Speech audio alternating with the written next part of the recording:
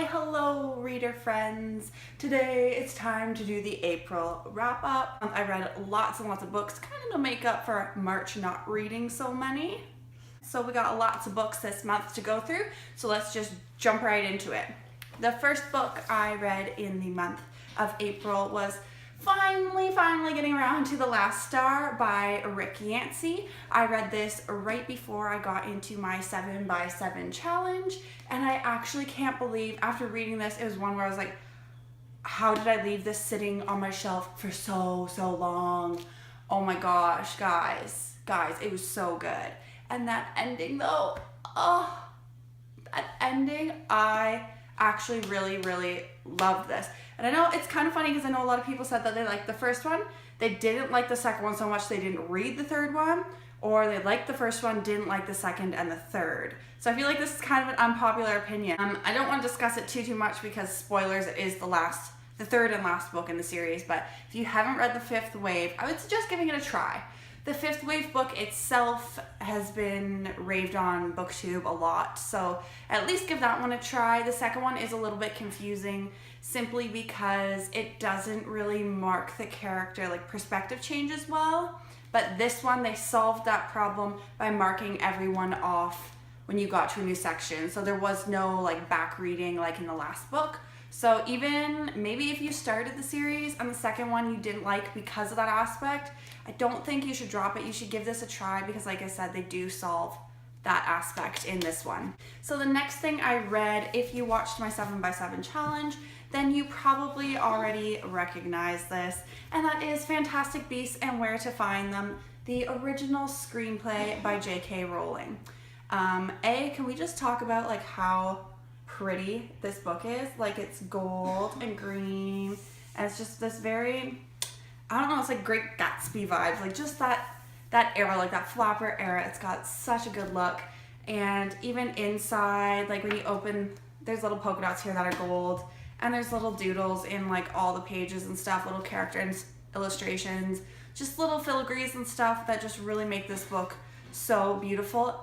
And spoiler, it's exactly like the movie. Like I was picturing the movie through my head as I read this. So if that's something you're kind of into, maybe you on camping, you don't have electricity or something, but you really like that movie and you kind of want to take it, I would really suggest taking this because like I said, it is the exact same. And I love this. It was so quick to read, so quick.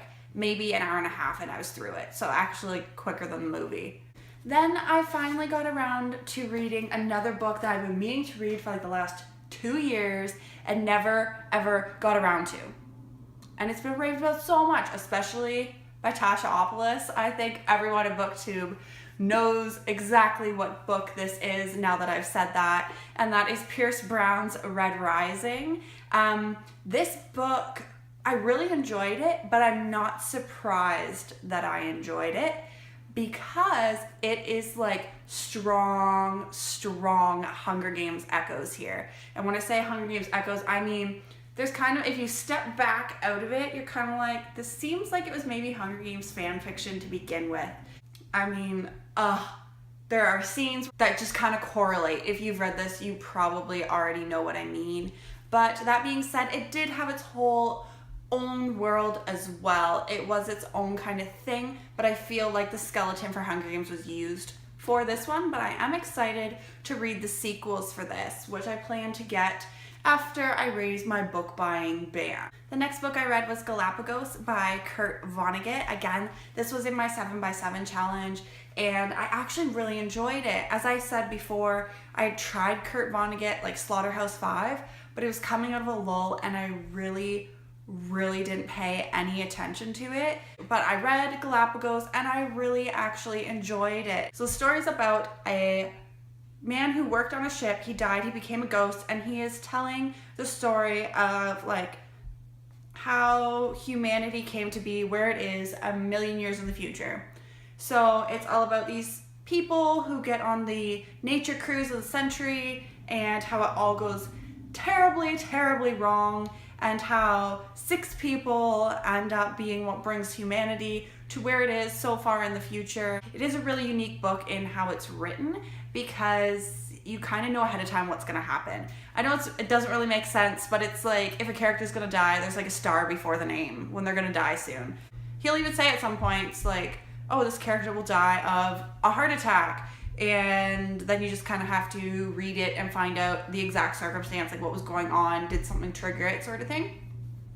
So really unique. I hadn't read anything like that before. So I did really, really enjoy it. I want to actually read more Kurt Vonnegut. And it's kind of short. So definitely give it a try if you think you might be interested in it.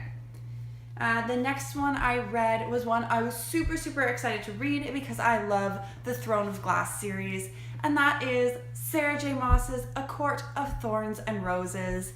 And she did not let down. This was, again, it was a really, really good book. The only thing I think I have to say is I still love the Throne of Glass series. I think just a little bit more than this series. That being said, I did really, really enjoy this, and I will pick up the sequels again, like Red Rising, when the book buying ban is over. You know what that means, guys? You know what that means? Read faster. That's what that tells me I have to do. Read faster. Essentially, this girl, she hunts to keep food on the table for her family, and one day she goes out and she wrongfully kills a fae, and her whole life changes from there. I'm not going to explain what happens from there, but if you like kind of high fantasy, you like that magic, you like fairies and fae and that sort of thing, I would definitely suggest giving this a try, for sure. Cats in the cradle and the silver spoon, little boy blue and the man in the moon. Okay, so the next book I read was another one I borrowed and actually gave back already, so just kind of showing you a picture of the cover. But that was Cat's Cradle by Kurt Vonnegut. Like I said, I was pleasantly surprised after Galàpagos, so I picked up this one as well, and I was not disappointed. Again though, it was kind of this apocalyptic, dystopian sort of feel, so I'm not sure if all of his books are like this, or it just happened to be coincidence that I picked up these two that were. This book kind of centers on humanity and its flaws and how we will be like our own destruction and where we will go from there. After Cat's Cradle, I did a audiobook because you know I like my audiobooks. So the next book I listened to was also finally getting around to a book that I have been wanting to read for a while, and that was The Darkest Minds by Alexandra Bracken. This came out a couple years ago and I just never got around to reading it. So I finally did, and I really, really enjoyed it. When it started out, I really wasn't sure if I was gonna like it or not. I guess as it went on, it kind of warmed up to me a bit when I found out she wasn't going to be stuck with the characters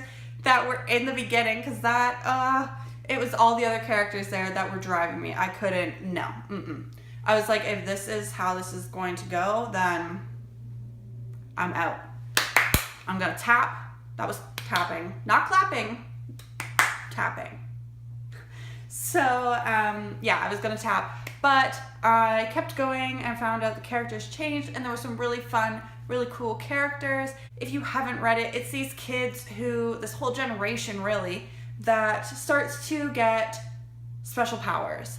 And all the special powers are, and then they all get classified into a color. You find out that there's a couple colors that are more dangerous than the others, and from the beginning, our main character is taken to this camp, and she pretends to be a color she's not, a safer color.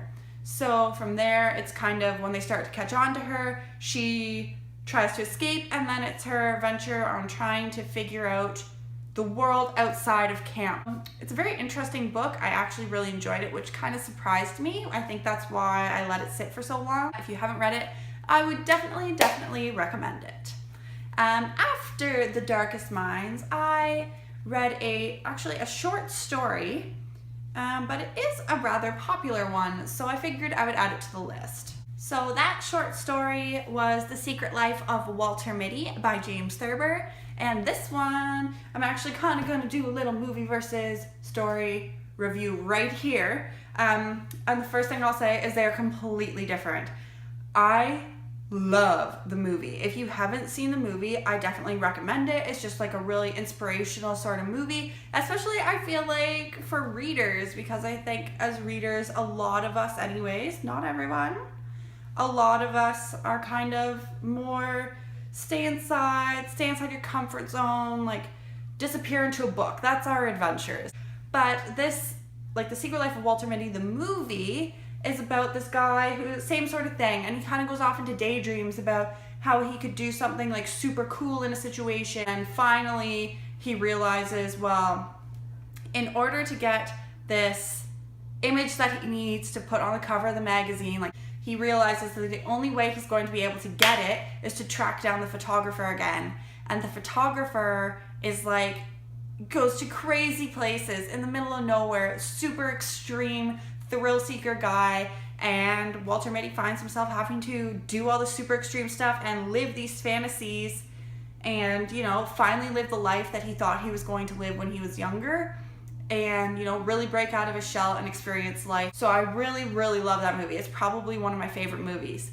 So I expected the short story to be something like that. However, the short story really is just this guy and his wife, they go out shopping. His wife tells him to go do this mundane errand, and, you know, he imagines he saves the patient because the other doctors couldn't operate on him, or they weren't qualified, or, you know, that sort of thing. But it doesn't really ever take on where he takes it up himself. Like, it ends off kind of insinuating that he might actually start to, but it's not the same way as the movie. So out of the two, I mean, I guess it's considered a Penguin modern classic. So maybe give it a shot. I mean, it's like 28 pages long. Like, it's super short. Otherwise, I would really just suggest watching the movie because it's so good. So good. I love it. After that rant, the next book I read was actually a Wattpad novel. So the Wattpad novel of the month of April was The Hunted by Ryder Kelly. So you may recognize the name Ryder Kelly because she actually did, I think, the first Wattpad novel that I recommended, which was Dark Side by, again, Ryder Kelly, and that's how I found this one. So the next book and final book I read in April was another audiobook, and I guess we're leaving off a kind of a bad note here, but it was Demon Moon by Brad Magnarella. And I mean, the story was okay. It seemed to me, it kind of went too many directions at once. We've got a guy who is a university professor by day, okay? And then, stay with me here, he is a wizard. He is a demon hunter by night. He is on parole, and he is then pulled into a homicide investigation, like a serial homicide investigation, which then, of course, the parole is found out, so he may or may not lose his job as a teacher during the day. And then the order has issues with him because of something that kind of happened in his past, and they think it might be related to this other thing going on. So it's like there is almost 7 different like plot lines going on here. Some stuff, it got to the end and it felt like the author just didn't know what to do with it. So it was kind of just felt like it tried too hard is really what it comes down to. I think the author would have been better to say, keep the Jekyll Hyde sort of thing, you know, the university professor by day, demon hunter by night. And then, you know, trying to keep up appearances. And I feel like that would have been a lot cleaner, but they just stretched out so many ways, it was almost ridiculous. So unfortunately, we're leaving the month of April off on a not so good note, but I guess that shows you that not every book you read is going to be great. I don't plan to read the sequels on this one or listen to them. That being said, the guy who did the audiobook was really, really good. I thought that was really well done, but as far as the story goes, it was a miss. But like I said, someone else might love it. So I think that's it for my April wrap up. Let me know what you guys thought. Was there anything you read? What were your thoughts on it? I mean, hey, did you read Demon Moon? Did you like it? Did you read any of these other books? You know, what are your thoughts? Just let me know down below. And if you watch this, I'd love it if you subscribed. Let me know you're watching. So yeah, that's it for now, guys, and I'll talk to you later. Bye.